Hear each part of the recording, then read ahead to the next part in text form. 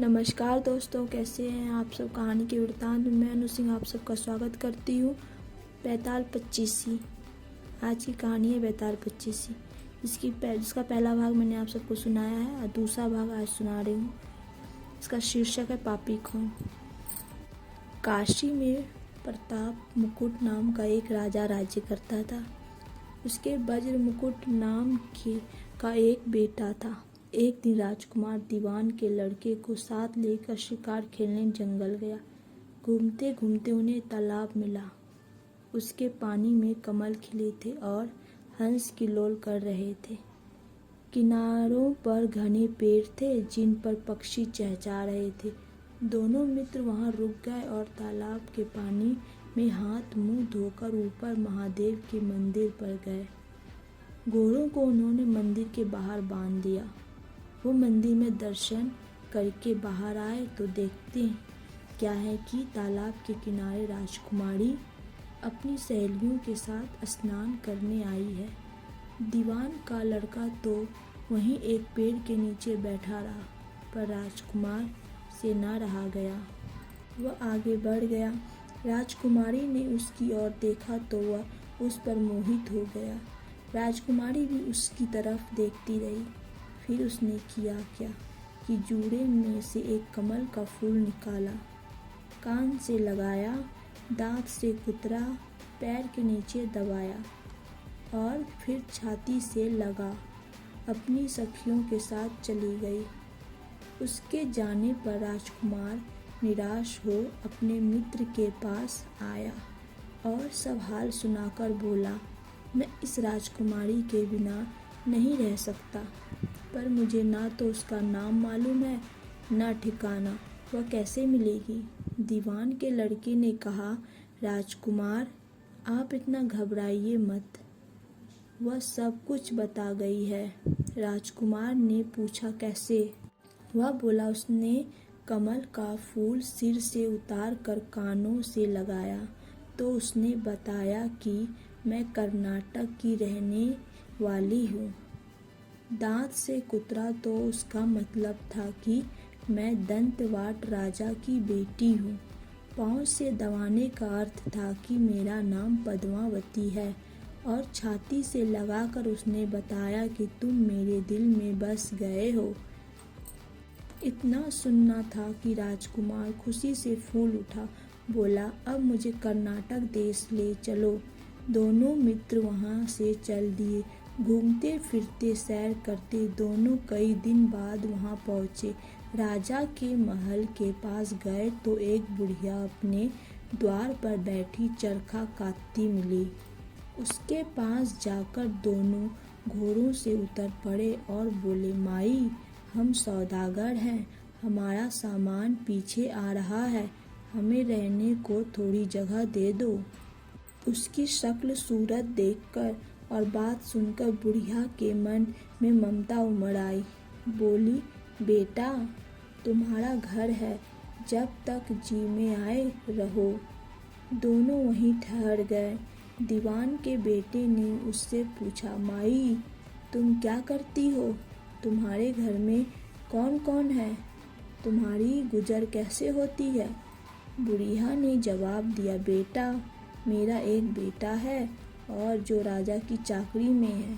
मैं राजा की बेटी पद्मावती की धाई थी। बूढ़ी हो जाने से अब घर में रहती हूँ।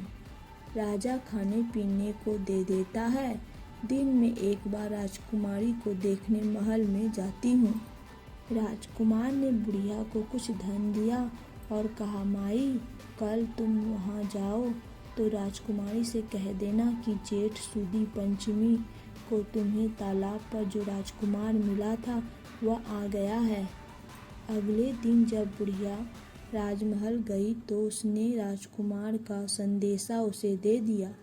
सुनते ही राजकुमारी ने गुस्सा होकर हाथों में चंदन लगाकर उसके गाल पर तमाचा मारा और कहा, मेरे घर से निकल जा। बुढ़िया ने घर आकर सब हाल राजकुमार को कह सुनाया। राजकुमार हक्का बक्का रह गया। तब उसके मित्र ने कहा, राजकुमार आप घबराए नहीं, उसकी बातों को समझे।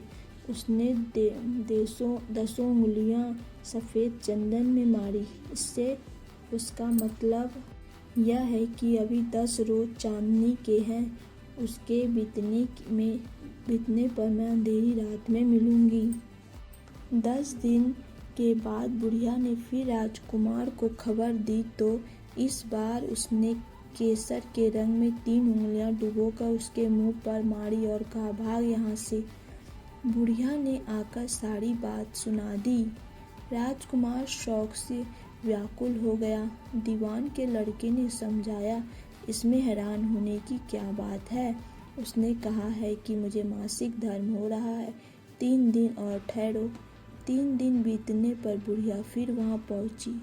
इस बार राजकुमारी ने उसे फटकार कर पश्चिम की खिड़की से बाहर निकाल दिया। उसने आकर राजकुमार को बता दिया।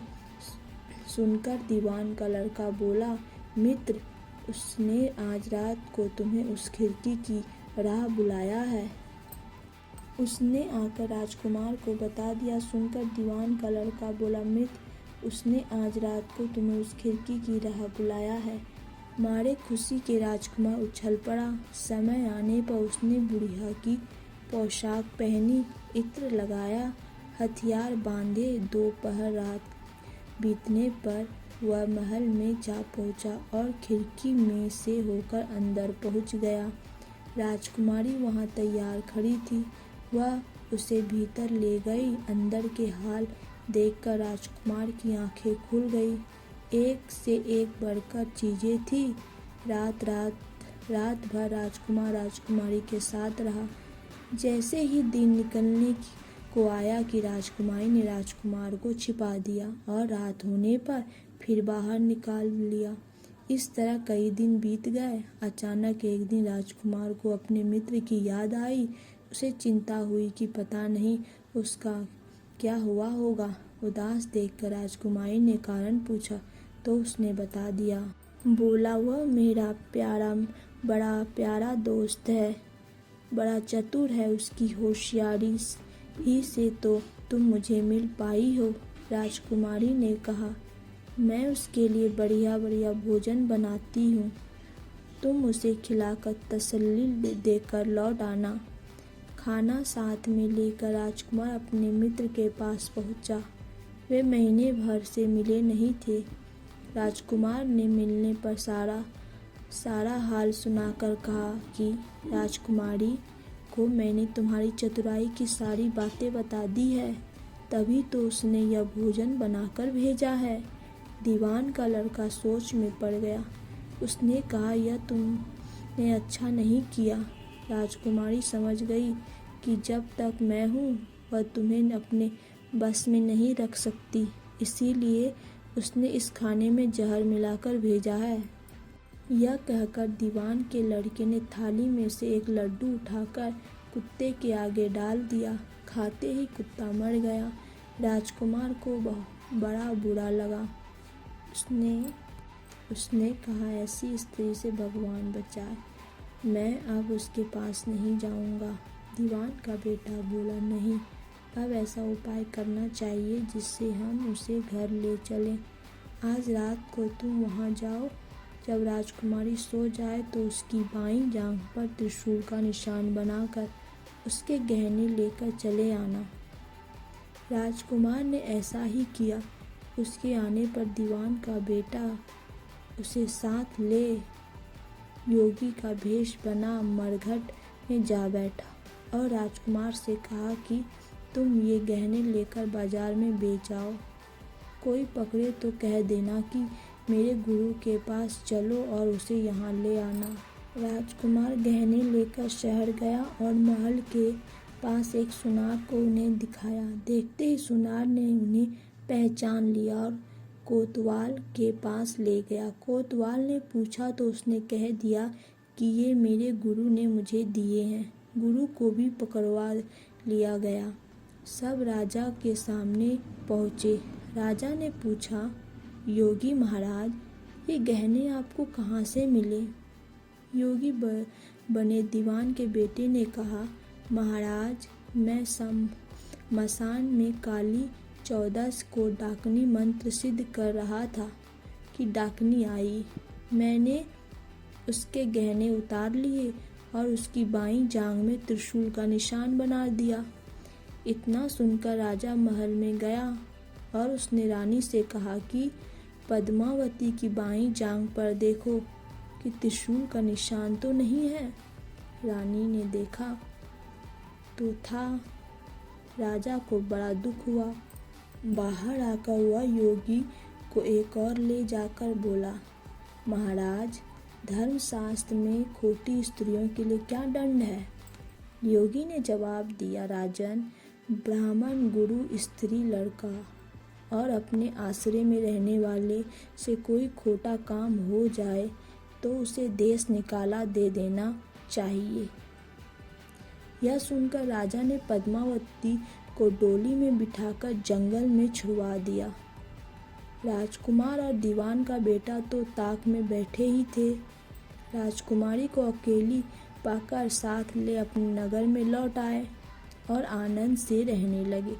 इतनी बात सुनाकर बैताल बोला, राजन, यह बताओ कि पाप किसको लगा है?